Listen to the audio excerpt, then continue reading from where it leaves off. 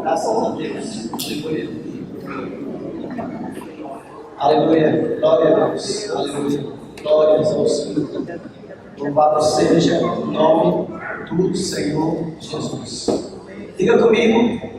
Eu sou um milagre. Irmãos, se nós olharmos para nós, se nós olharmos para a nossa vida pregressa, se nós olharmos para o nosso passado, nós teremos certeza de que Deus operou um milagre em nossas vidas. Você concorda comigo? E é verdade. Você é um milagre. É o milagre da vida. O milagre de estar bem. Às vezes a gente, dada a rotina, não leva em consideração certas coisas. Mas eu quero lembrar a você que se não fosse Deus na sua vida, você não estaria tão bem como você está hoje. Quem pode confirmar dando amém aí? É isso aí. Nós cremos no milagre de Deus na nossa vida. Ele é quem nos restaura. Ele é quem nos direciona para o caminho certo. E, sobretudo, é Ele quem nos dá vida e vida em abundância. Amém? Você está me ouvindo? Amém? Se preocupe com as crianças não, porque elas vão se movimentar para ir para o culto delas, eu acredito. E, portanto, eu quero que você continue adorando ao Senhor. Nós estamos cultuando a Deus e continuaremos cultuando a Deus. E é nesse momento que precisamos estar ligados nessa adoração. Então não perca a atenção, não se disperse, continue adorando ao Senhor.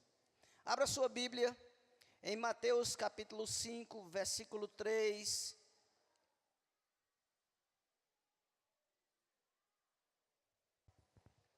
Mateus capítulo 5, versículo 3.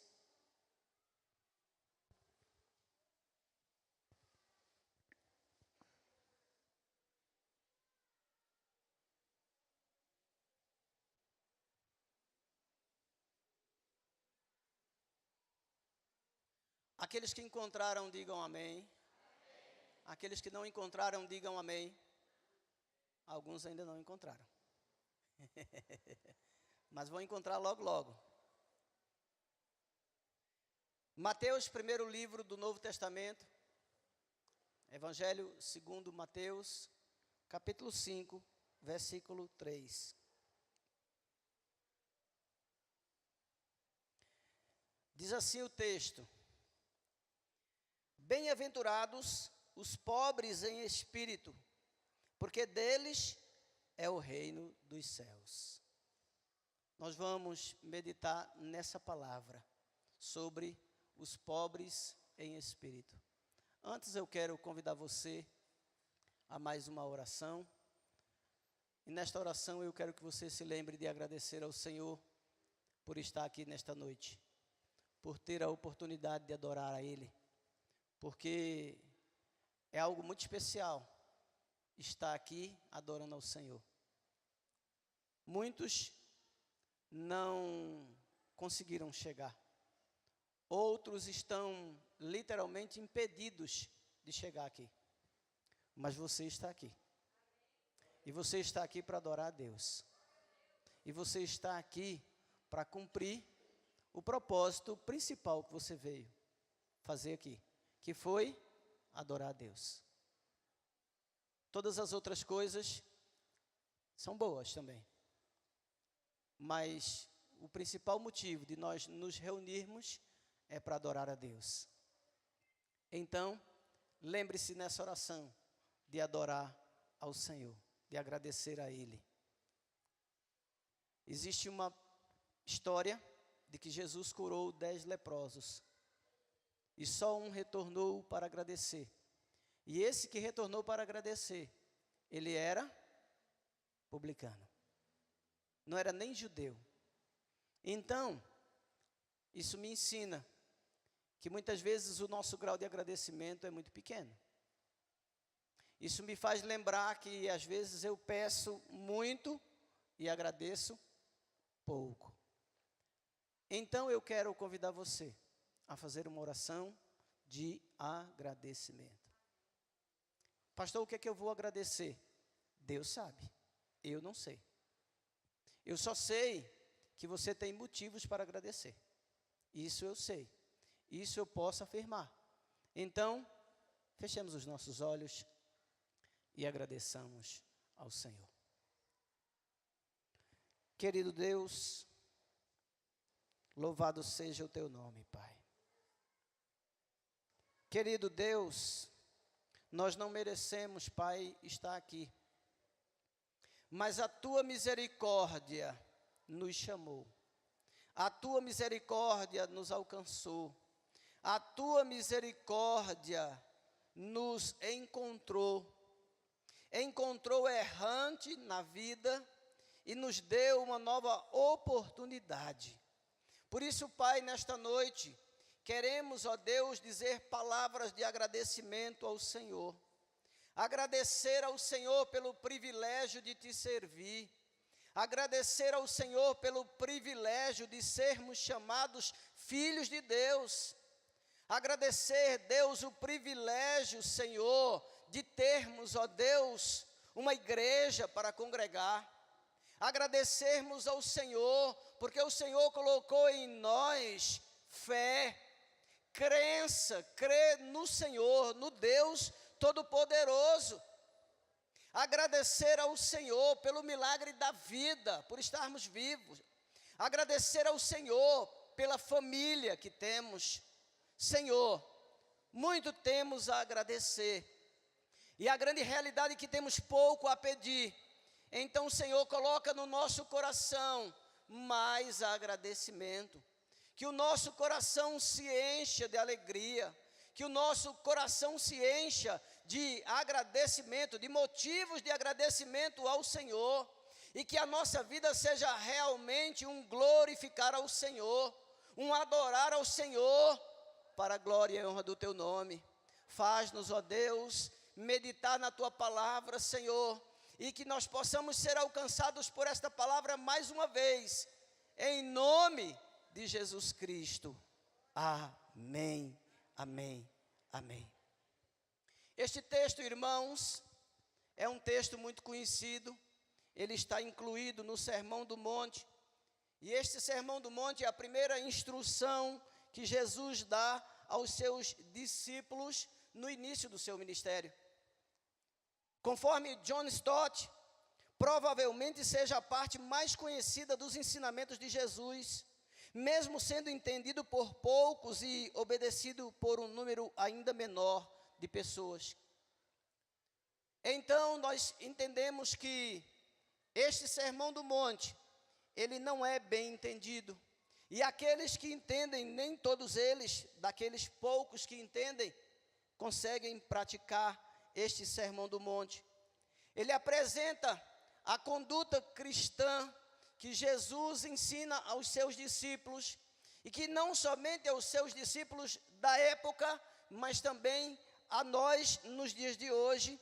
É a maneira verdadeira de se viver, daqueles que foram alcançados pelo poder sobrenatural do Evangelho e têm as suas vidas transformadas.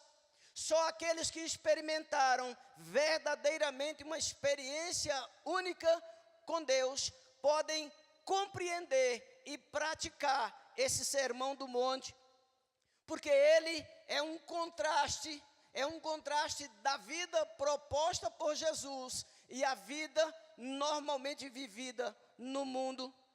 Billy Graham morreu há poucos dias, e Billy Graham disse: nós somos a Bíblia que o mundo está lendo, nós somos os sermões que o mundo está prestando atenção. E quando eu li essa frase de Billy Graham, eu fiquei extremamente preocupado, eu fiquei extremamente reflexivo, porque que tipo de sermão será que nós estamos vivendo? Que tipo de sermão será que as pessoas estão lendo através das nossas vidas? Somos chamados a uma mudança, somos chamados a um viver diferente, e a proposta desses ensinamentos aqui do Sermão do Monte é justamente isso. Existe muita gente, irmãos, dentro das igrejas, que estão apenas frequentando as igrejas, mas a proposta do Evangelho é que você não seja apenas um frequentador, mas que você seja realmente um discípulo de Cristo. Amém? A ideia desse Sermão do Monte é nos confrontar, para que nós venhamos a entender o que está lá em Mateus capítulo 6, versículo 8, que diz, o próprio Jesus dizendo, não sejam iguais a eles. E isso me remete a um outro texto que está em Levítico capítulo 18, versículo 3, onde Deus diz ao seu povo, não sigam as suas práticas. A proposta é, seja diferente. E essa primeira bem-aventurança, ela nos traz algumas particularidades, porque a ideia de ser pobre em espírito, ou em algumas traduções, humildes em espírito, é a ideia daqueles que não se acham grande coisa diante de Deus. É a ideia daqueles que não têm uma imagem aumentada de si mesmo diante de Deus. Esta bem-aventurança é uma ideia de um relacionamento do crente, do cristão com Deus. E a ideia de ser pobre em espírito é entender que nós não somos nada diante de Deus. Diga comigo, eu não sou nada diante de Deus. Nós não temos absolutamente nada para oferecer a Deus. E não tendo nada para oferecer a Deus, nós temos que lançar, que pôr a nossa confiança plena e absoluta em Deus. Não é o dinheiro que você tem no banco que você pode confiar. Não é a casa que você tem que pode gerar em você confiança. Não é a saúde que você tem que vai gerar em você confiança. Mas a sua confiança precisa estar em Deus. O salmista, ele diz com muita propriedade, uns confiam em carros, outros confiam em cavalos, mas nós, mas eu, mas você, mas cada um de nós, faremos ou teremos a nossa confiança no Senhor. Amém? Se eu estou vivo, é porque Deus me permite estar vivo. Se você está vivo, é porque Deus permite que você esteja vivo. Se hoje você está cursando um curso em uma universidade, é porque Deus te deu capacidade para passar naqueles exames e hoje está lá na sua faculdade. Se hoje você tem um emprego, é porque Deus te deu condições, Ele abriu as portas e você está lá no emprego que você está. Então glorifique ao Senhor, exalte ao Senhor, entenda a soberania do Senhor. Irmãos, é muito interessante, porque em Isaías capítulo 57, versículo 15, diz o seguinte, pois assim diz o alto e sublime, que vive para sempre e cujo nome é santo. Olha o que ele diz, habito num lugar alto e santo, mas habito também com o contrito e humilde de espírito, para dar novo ânimo ao espírito do humilde e novo alento ao coração do contrito. Aleluia. Ele habita num alto e sublime monte, num lugar onde ninguém pode alcançar, mas ao mesmo tempo, Ele também habita no coração contrito e humilde. Deus se agrada da humildade e Deus reprova a soberba. Não adianta, irmãos, nós querermos de maneira nenhuma chegar diante de Deus com algum tipo de exigência, com algum sentimento de mérito. Existe muitas vezes na nossa concepção, muitas vezes, irmãos, um pensar que de alguma forma nós temos algum mérito. Ah, mas essa semana eu orei mais, então Deus vai me abençoar mais. Mas é porque essa semana eu estive todos os dias no monte, é porque essa semana eu fiz, é porque eu estou sendo muito justo diante de Deus. Isso não faz de você mais merecedor. Não existe lá nos céus nenhum lugar onde você possa gerar crédito para você. Lembre-se, e eu também tenho que me lembrar, nós estamos sempre em débito para com Deus. Isso é importante porque isso vai gerar em nós dependência. Isso vai fazer com que cada um de nós reconheçamos a nossa total dependência de Deus. Diga: eu dependo 100% de Deus. E isso é importante. É importante essa concepção dentro dessa bem-aventurança de quem são os pobres em espírito. Porque é a partir desse entendimento de que nós dependemos 100% de Deus, que nós aprendemos a nos relacionar com Deus. Porque é a partir disso que nós nos relacionamos, irmãos, com o coração contrito. Fazemos como aquele publicano que vai ao templo orar e ele nem levanta a cabeça e ele diz: eu sou pobre, miserável, pecador. Senhor, eu não tenho a menor condição de tentar me justificar diante do Senhor, mas aqui estou eu, esse pobre pecador. E quando Jesus conta essa parábola do fariseu e o publicano, ele diz que o fariseu bate no peito e diz: eu estou cumprindo a lei, eu não sou como os demais homens, muito menos como este publicano. Eu cumpro a lei, eu dou o dízimo, eu jejum, eu faço todas as coisas. Em outras palavras, é como se ele estivesse dizendo para Deus: eu mereço. E Jesus pergunta: quem saiu justificado naquela oração? Diga comigo: o publicano. Diga comigo: o publicano. E por que o publicano? Porque o publicano reconheceu que ele não era nada diante de Deus. Quando nós entendemos o que é ser pobre em espírito, a gente consegue entender que temos que orar a Deus humildemente. Que temos que dizer para Ele assim: Senhor, tem misericórdia de mim. Senhor, olha para mim. Olha para mim. Olha para mim, eu aqui, pequenininho, olha para mim. Eu não tenho a menor condição, mas olha para mim. E sabe o que vai acontecer? Deus se agrada desta humildade. Deus se agrada deste sentimento de contrição. Deus se agrada desta maneira de se relacionar com Ele. E Ele, na sua soberania e na sua infinita misericórdia, Ele vai derramar chuvas de bênção sobre os humildes. Porque os humildes serão exaltados e os exaltados serão humilhados. Não acredite naquela falácia de que você pode exigir nada de Deus. Não acredite na falácia de que você vai determinar nada para Deus, porque isso é falácia, é um ensino mentiroso, enganoso. Ninguém determina nada, quem determina é Deus. E se Ele não determinar na nossa vida, nós não faremos absolutamente nada.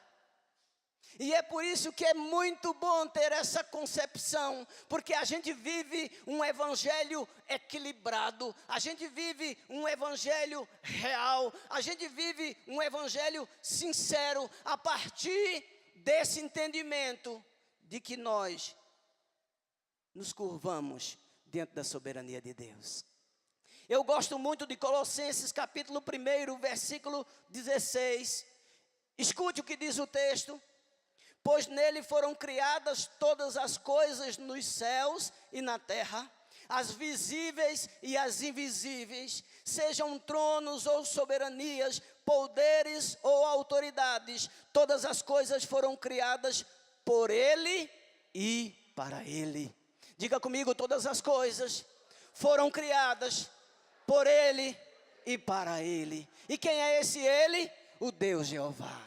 O Senhor Todo-Poderoso, aquele que não perde uma batalha, o general, aquele que realmente não só criou, mas governa todas as coisas. Quando nós entendemos, irmãos, o que é ser humilde em espírito, nós entramos nos átrios do Senhor para adorar ao Senhor com o coração fervendo de agradecimento.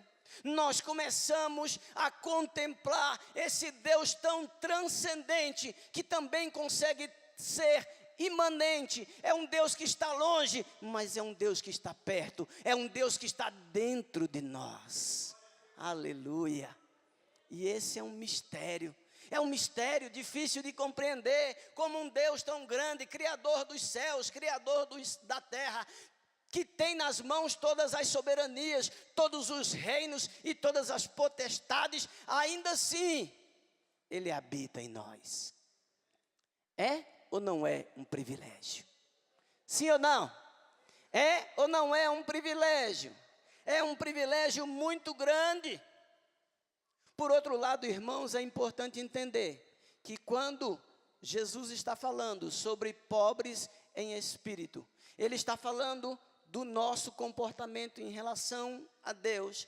Isso não quer dizer que devamos ser pobres no sentido material. Isso não quer dizer que nós estamos fadados a rejeitar toda e qualquer riqueza. Não. Agora precisamos compreender que a riqueza que chega para nós é para nós abençoarmos as pessoas que estão próximas de nós. Quando Deus te dá condição um pouquinho a mais, não é para você se sentir orgulhoso, não é para você bater no peito e se achar. Quando você se forma, em um curso superior, não é para você se sentir melhor do que ninguém, não é para você olhar as pessoas de cima para baixo, mas tudo que nos acontece, para cada um de nós cristãos, é para que nós possamos glorificar ao Senhor. Então, glorifique ao Senhor, seja humilde em espírito, reconheça a soberania de Deus, porque muitas vezes o sentimento que nos vem é o sentimento de cobrança, é o sentimento humano de querer saber, de querer incompreender a situação, e de que muitas vezes somos tentados a pensar: por que Deus? Por que eu estou vivendo essa situação? Por que está me acontecendo isso? Se isso aconteceu com você ou acontece com você, isso revela que o seu sentimento de pobre em espírito precisa melhorar. Que você precisa pedir a Deus que isso seja revertido. Mas eu queria lembrar a você o que diz a palavra de Deus. E a palavra de Deus diz que Deus criou todas as coisas. Logo, esse sentimento de cobrança, ele é um sentimento que não agrada a Deus. Eu queria lhe lembrar do próprio Jesus Cristo, que em todo o tempo, Ele não só ensinou, mas Ele viveu de forma submissa a Deus e aos propósitos de Deus.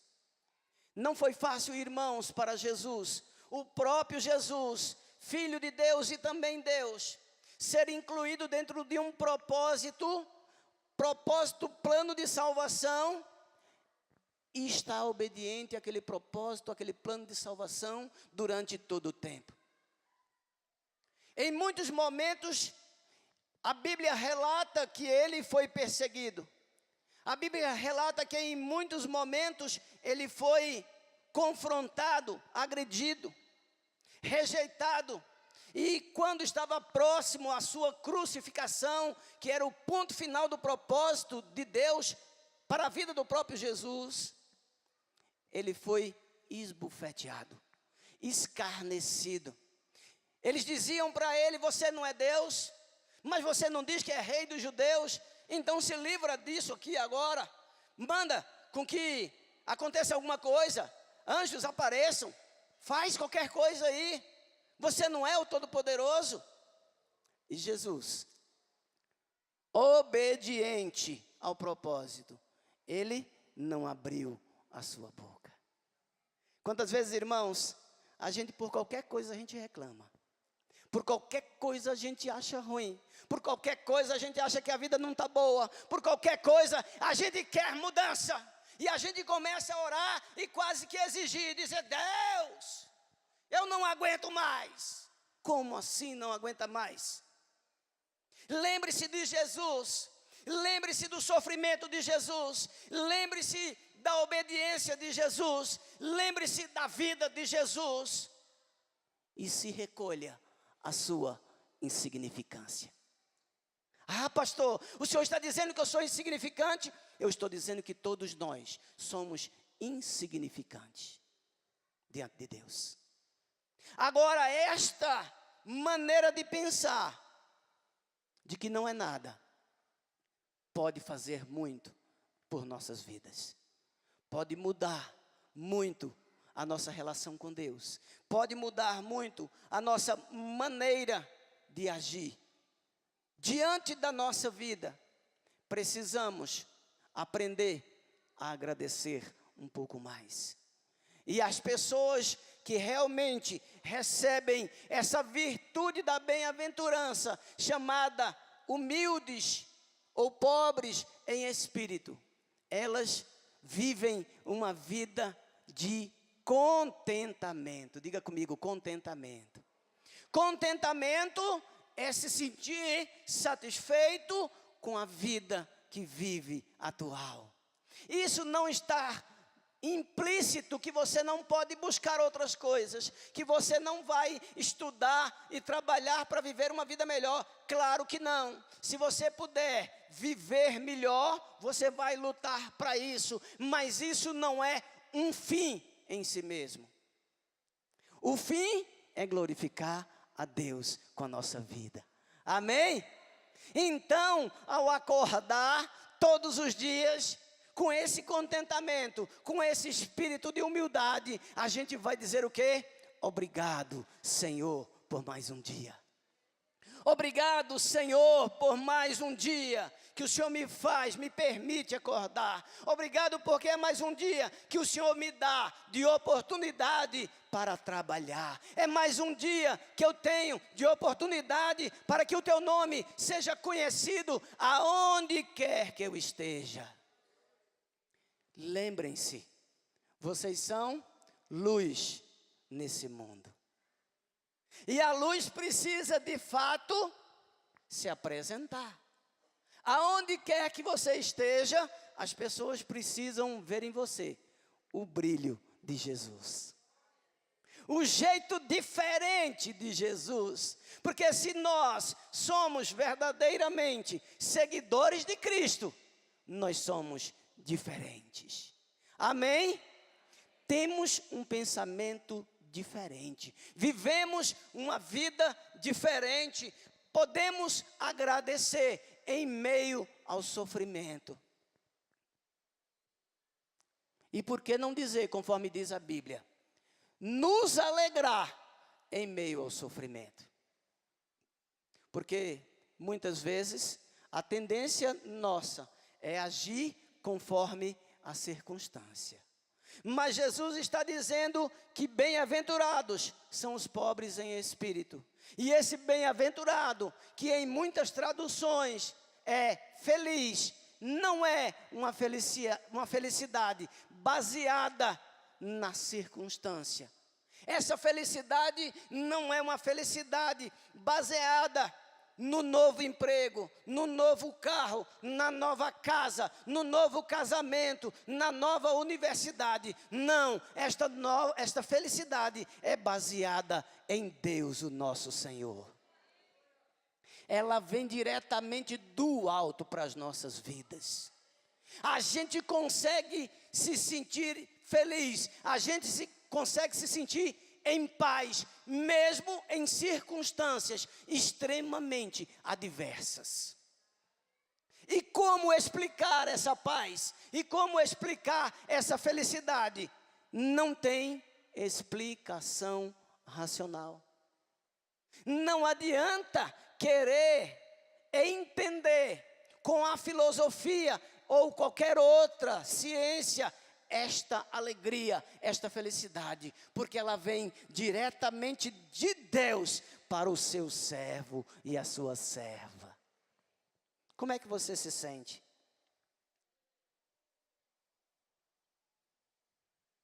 Se alguém perguntasse para você hoje, como é que você se sente? Se sente agradecido? Você se sente em paz? Você se sente feliz? Você se sente bem? Você tem certeza da presença de Deus? Você sente-se filho de Deus? Porque aqueles que receberam, foi-lhes dado o direito, o privilégio de serem chamados filhos de Deus. Você se sente filho de Deus?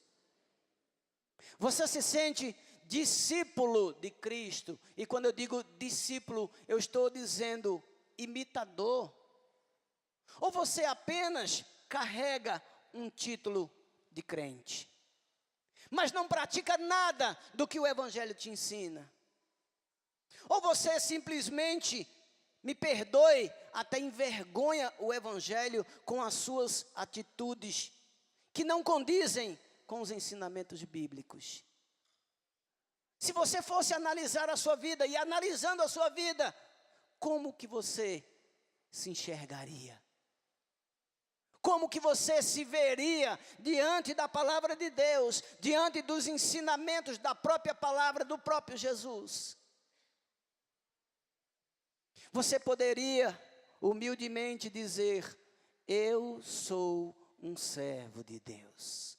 Eu sou uma serva de Deus. Aonde quer que eu esteja, eu sou um servo de Deus. Ou você é só chamado de crente quando está dentro da igreja? Porque alguém chega, cumprimenta você e diz: e aí, irmão? E aí, irmã? Tudo bem? Acho que a gente tem que, irmãos, se preocupar com isso. Não perca seu tempo apenas vindo para a igreja. Não perca seu tempo apenas chegando aqui e de uma certa forma participando desses rituais. Aproveite o seu tempo para servir ao Senhor de todo o coração.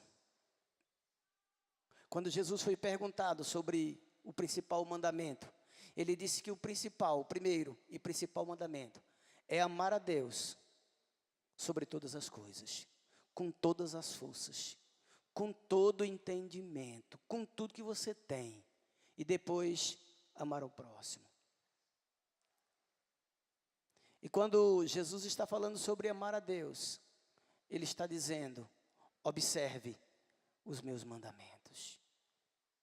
Cumpra o que eu estou ordenando.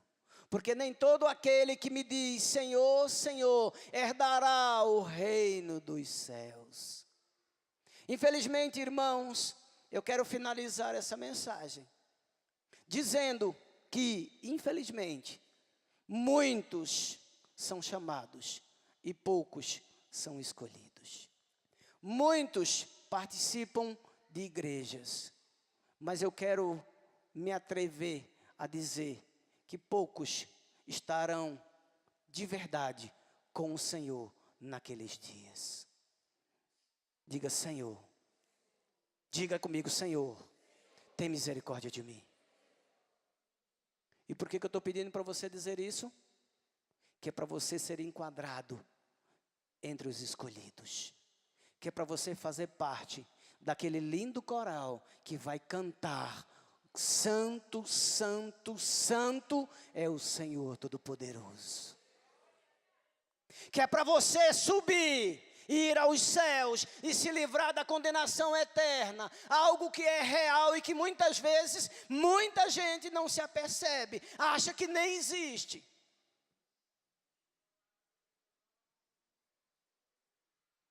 Jesus virá, e Ele virá buscar aqueles que são lavados e remidos no sangue de Jesus Cristo.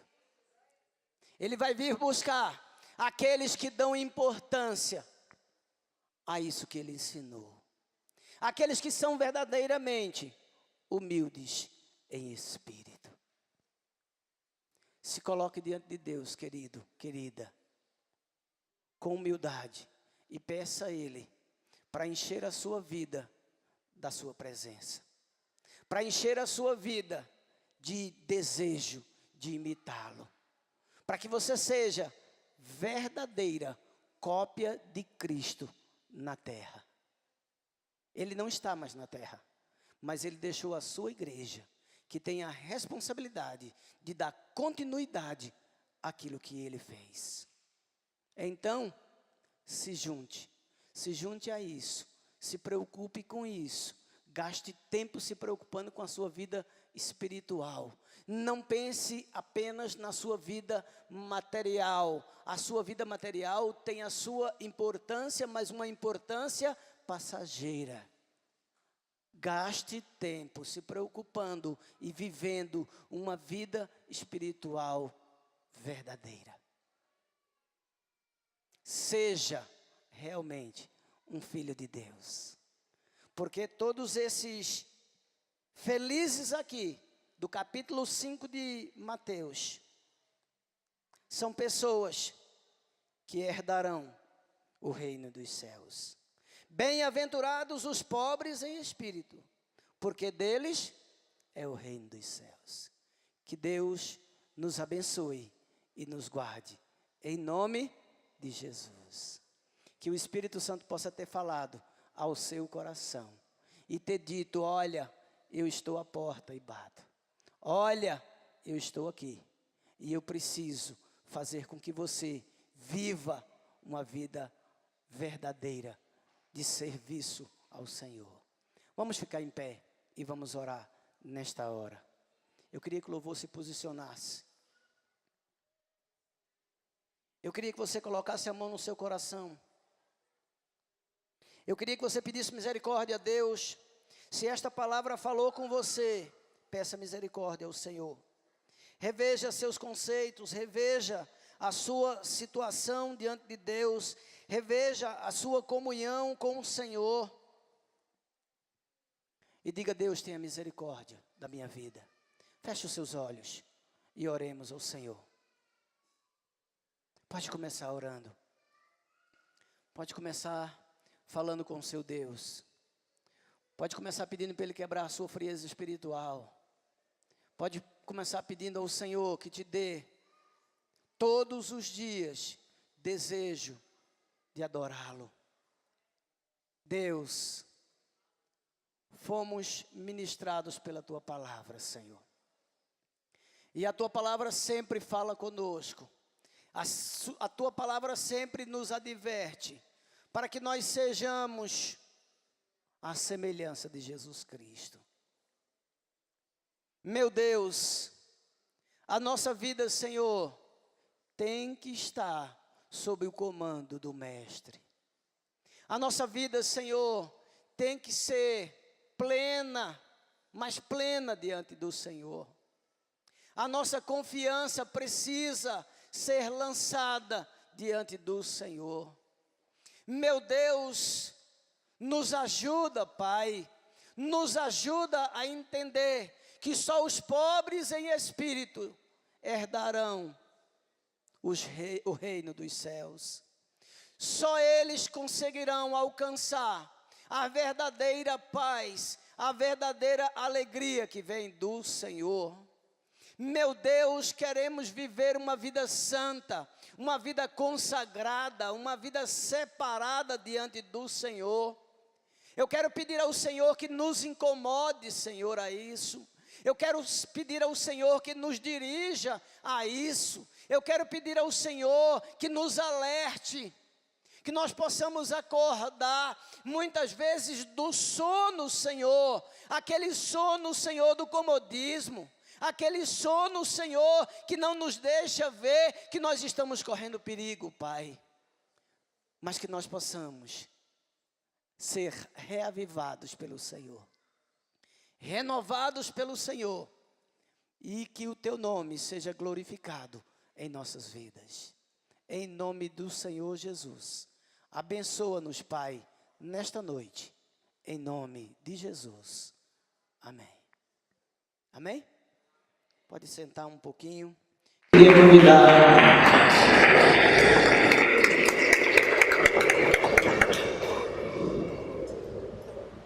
Queria convidar os diáconos, os pastores presentes. Venham para cá, por favor. Se coloquem aqui, nós vamos fazer a nossa ceia do Senhor, mais uma ceia do Senhor. A ceia do Senhor é uma das ordenanças de Jesus. Duas são as ordenanças de Jesus. Uma é a ceia e a outra é o batismo. Prestem bem atenção, olhem para mim. Duas ordens de Jesus para a igreja. Uma é a ceia, a outra é o batismo. Se você ainda não é batizado nas águas, você precisa se batizar. É uma ordem de Jesus. E a ordem de Jesus precisa ser cumprida. Isto não é um pedido dele, é uma ordem. O verdadeiro cristão, ele cumpre a ordem do seu mestre com alegria, não é por imposição. Embora seja uma ordem, ele cumpre com alegria, porque o batismo, ele é uma declaração pública de fé, é a declaração de que nós somos de Deus, e que nós estamos mortos para pecados e vivos para Deus. Então, você que ainda não se batizou, por gentileza, nós vamos preparar uma classe de batismo e eu quero que você participe. Quem não é batizado, levanta a mão, só para mim entender. Quem não é batizado, levanta a mão. Pode levantar, não tenha medo não. Eu sei que não é, mas eu gostaria só de dar uma olhada daqui. Levanta sua mão aí, quem não é batizado. Isso. Vocês que não são batizados, se preparem para participar da classe de batismo. Vai haver uma instrução específica sobre a necessidade do batismo e você vai participar dessa classe. E depois você vai vir aqui as águas do batismo e vai declarar publicamente que você agora é exclusividade de Deus. Amém? Amém. Amém, irmãos? Amém. Quem que é exclusivo de Deus aí? Amém. Vocês estão me ouvindo? Estão alegres? Estão contentes? Estão participando do culto? Glória a Deus. Está todo mundo aí? Amém. Quem está aí diz amém? Amém. Agora tenho certeza que sim. Eu sou de Deus. Não importa o que as pessoas pensem de você. O que importa é o que Deus pensa a seu respeito. Às vezes nós queremos viver uma vida que agrade a Deus e agrade ao mundo. Mas o próprio Jesus disse que é impossível servir a dois senhores. Ou você vai servir a Deus, ou vai servir o mundo. Não tente equilibrar essa balança. Não tente viver em cima do muro, porque em cima do muro também não está decidido. Decida-se ser exclusividade de Deus. Amém? Amém. Alguns modelos são exclusividade de suas marcas. Nós somos servos exclusivos de Deus. Amém? Exclusividade de Deus. Não quero nem saber. Ah, mas é antiquado. Não tem problema não.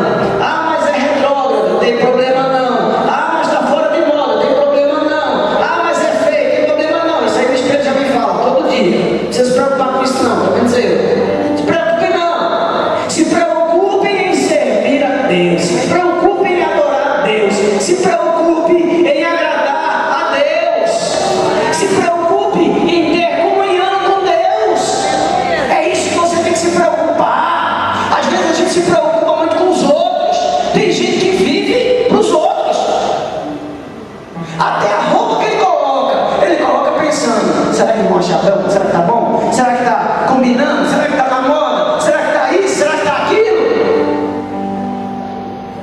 Ele não agrada nem ele mesmo, nem com a roupa que veste, porque ele quer agradar os outros.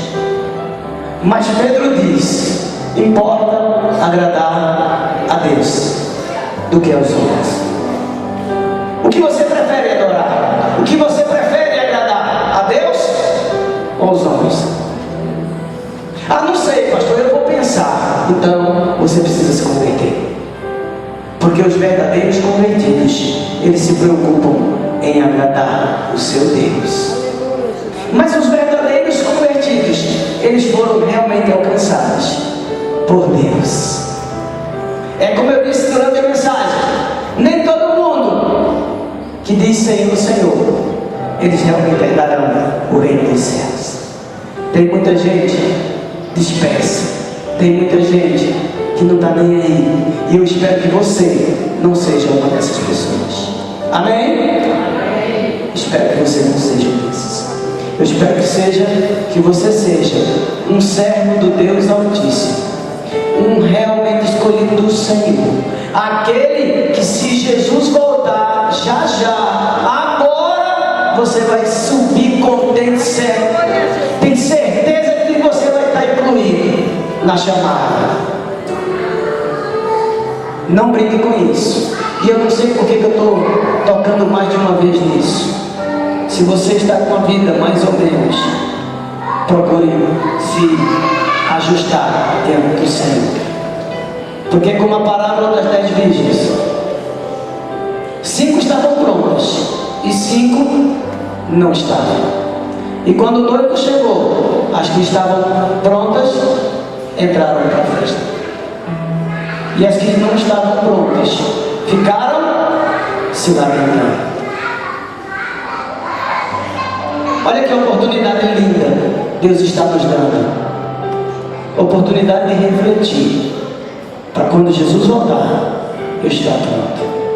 Não adianta querer se aprontar quando ele chegar. Não adianta pedir 5 minutos.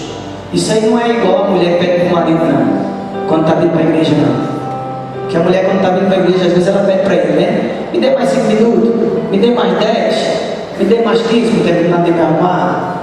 E ele concede, com toda paciência. Quando Jesus voltar, é de forma definitiva. Então leve isso a sério, para você próprio, né, ser recompensado, estando eternamente nos céus com o Senhor. Então a ceia, ela traz essa mensagem. A mensagem de um Jesus que morreu, mas um Jesus que ressuscitou.